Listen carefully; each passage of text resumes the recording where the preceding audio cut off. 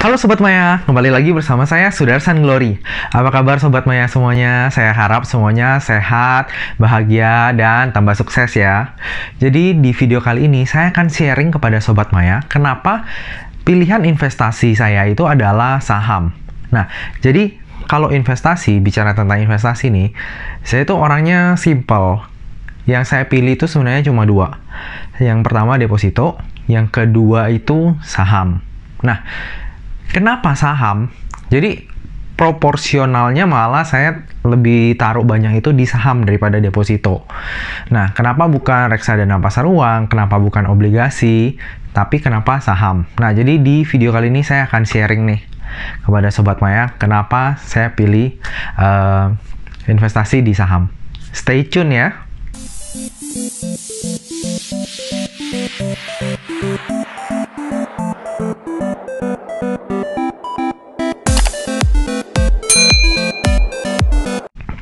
Nah, Sobat Maya, saya kasih dari alasan yang pertama.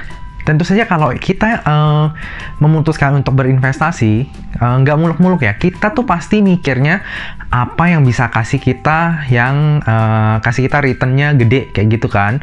Nah, salah satu instrumen yang kasih kita return paling gede itu saham.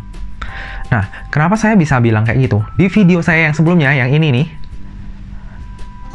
yang kasih capital gain terbesar dalam 10 tahun terakhir, kita bisa lihat sendiri kalau kita taruh 1 juta di saham dan kita hadapin aja, nggak usah ngapa-ngapain selama 10 tahun, dalam 10 tahun dia akan berlipat ganda menjadi 100 juta. Artinya 100 kali lipat, benar ya? Nah, jadi saham itu sebenarnya dalam jangka panjang, dan kalau misalnya kita ikut momennya yang tepat, capital gain atau return yang bisa kita dapatkan itu besar sekali. Jadi, kenapa saya memilih saham? Yang pertama, returnnya itu tinggi dibandingkan yang lain. Jadi kalau misalnya kita lihat deposito, reksadana pasar uang, obligasi, semuanya kalah sih dengan returnnya saham. Tapi jangan lupakan faktor resikonya. Yang namanya high gain itu pasti diiringi dengan high risk juga. Jadi kalau kita ngomongin investasi, bukan cuma sebulan 2 bulan ya. Jadi kita lihatnya dalam jangka panjang nih. Dalam mungkin 3-10 tahun. Bukan lihatnya 1-2 bulan. Mungkin kalau dalam 1-2 bulan malah, Sobat Maya yang beli saham itu bisa minus loh. Jadi 100 juta, Sobat Maya taruh di saham, bisa jadi di bulan depan itu jadi 90 juta. Itu yang namanya capital loss. Tapi itu belum jadi loss beneran. Itu baru floating loss. Nah, itu akan jadi loss beneran kalau Sobat Maya jual. Nah, jadi penting juga nih kalau Sobat Maya tuh pilih investasi di saham, harus tahu dulu nih saham apa yang diinvestasikan. Jangan saham-saham yang kita nggak tahu sejarahnya, kita nggak tahu bisnisnya apa, cuma dengar-dengar orang nih, wah ini akan dikerek ke harga segini, wah ini bakal bagus banget ke depannya, tapi kita sendiri nggak tahu, mending jangan. Jadi, Sobat Maya putuskan dulu sahamnya itu apa, bisnisnya Sobat Maya tahu, dan ada growth nih dari tahun ke tahun. Nah, itu lebih bagus. Jadi, alasan yang pertama adalah karena returnnya tinggi dibandingkan instrumen lain. Itu alasan yang pertama. Nah, kita ke alasan yang kedua. Kenapa nih? Selain kita dapat capital gain di saham, ada juga yang kita dapetin nih di saham, yaitu yang namanya dividen. Nah, dividen itu apa sih? Jadi itu kayak pembagian hasil, bagi hasil lah dari keuntungan perusahaan. Jadi contohnya nih yang royal bagi dividen itu kayak Indo Tambang, ITMG, terus perusahaan batu bara sih yang royal, terus kayak Adaro, PTBA, itu semuanya royal bagi dividen. Jadi kalau mereka dapat keuntungan nih, mereka akan bagikan ke kita. Jadi dividen itu bisa 1 kali per tahun, atau 2 kali per tahun, atau seperti SMSM nih, itu dia kasih 4 kali dalam setahun. Nah, jadi saham itu bisa jadi aset produktif juga nih, selama perusahaannya untung. Jadi selain capital gain yang kita dapat dividen juga. Nah, itu bicara tentang hal itu, sekarang nih di Desember 2020 ini nih ya, sektor consumer goods lagi diskon nih. Di antara yang lain tuh lagi naik, mereka tetap di situ-situ doang. Nah, ini sebenarnya kesempatan sih bagi Sobat Maya yang mau investasi di saham, bisa cicil-cicil nih dikit-dikit. Mungkin mereka itu nggak kasih capital gain yang terbesar, tapi mereka itu sahamnya defensif. Jadi, kalau kita simpan dalam jangka panjang, itu akan bertumbuh terus. Nah, tentunya pertumbuhannya itu ngalahin returnnya deposito. Nah, jadi itu ya, kalau tadi yang pertama karena capital gainnya gede atau returnnya gede. Yang kedua karena saham ini bisa jadi aset produktif juga. Jadi kita setiap tahunnya itu bisa dapat dividen kalau perusahaannya untung. Dan perusahaannya kalaupun untung, ada juga sih beberapa yang nggak bagi dividen. Jadi lihat-lihat juga track historinya ya.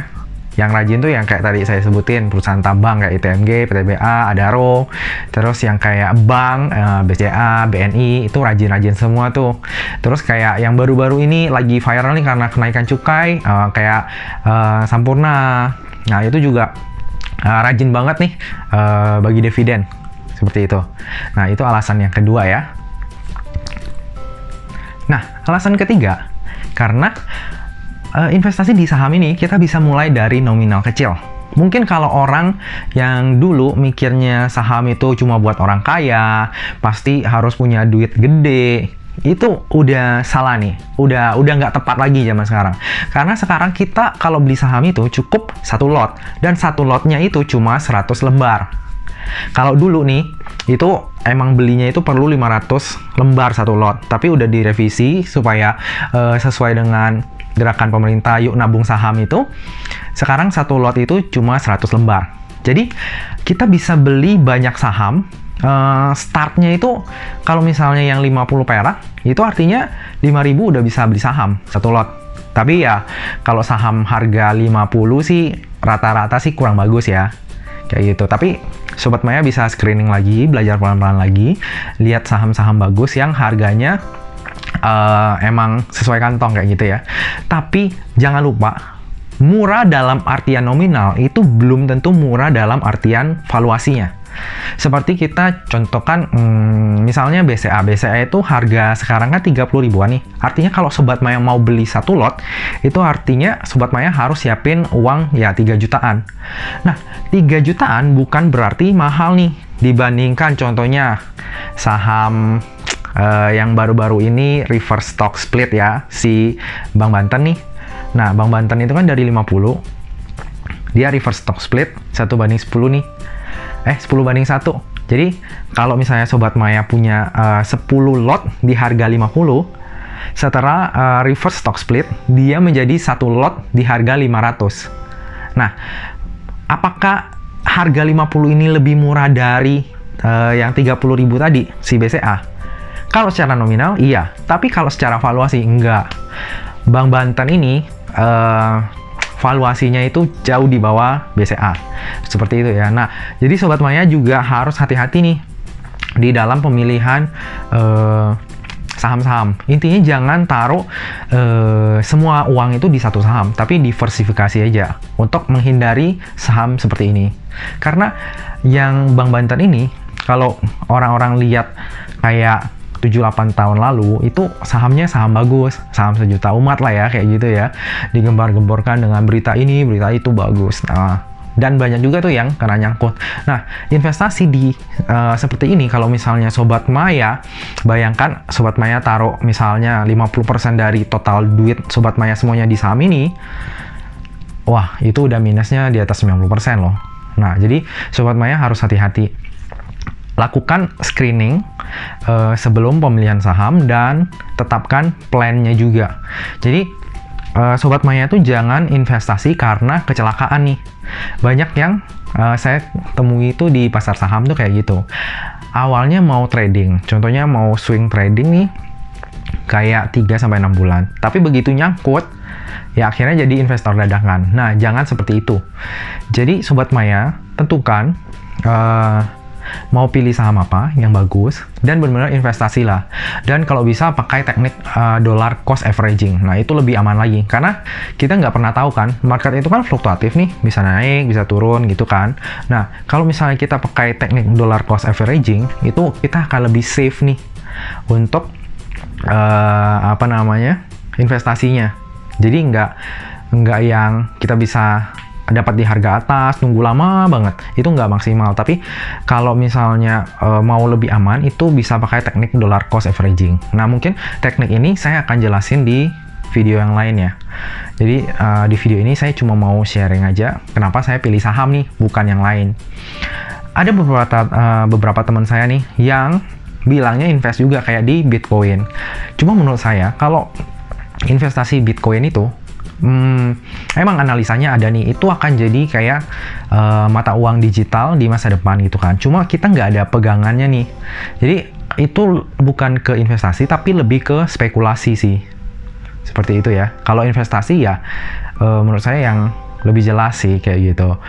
Risk-nya terukur dan reward-nya juga bisa kita ketahui lah dari history. Kalau Bitcoin itu kan maksudnya ini baru. Ya, saya bukannya nggak setuju dengan Bitcoin, cuma kalau untuk investasi kayaknya kurang tepat. Tapi untuk spekulasi dan melihat future masa depan, ya mungkin bisa dipertimbangkan juga. Cuma saya sih mungkin belum sih ke arah situ, jadi lebih ke saham aja gitu. Nah, takut videonya kepanjangan, karena pasti banyak yang bosan juga. Saya lanjut di video selanjutnya ya, untuk part 2 ya, kenapa saya pilih saham. Nah, video saya yang hari ini sampai di sini. Semoga Sobat Maya suka dengan sharing saya ini. Dan kalau misalnya Sobat Maya yang belum memulai investasi saham, mungkin bisa cari-cari dulu kayak panduannya, terus gimana sih memulainya. Ya, saya juga bisa bikinin di video yang lain sih untuk step by stepnya, gimana cara berinvestasi di saham.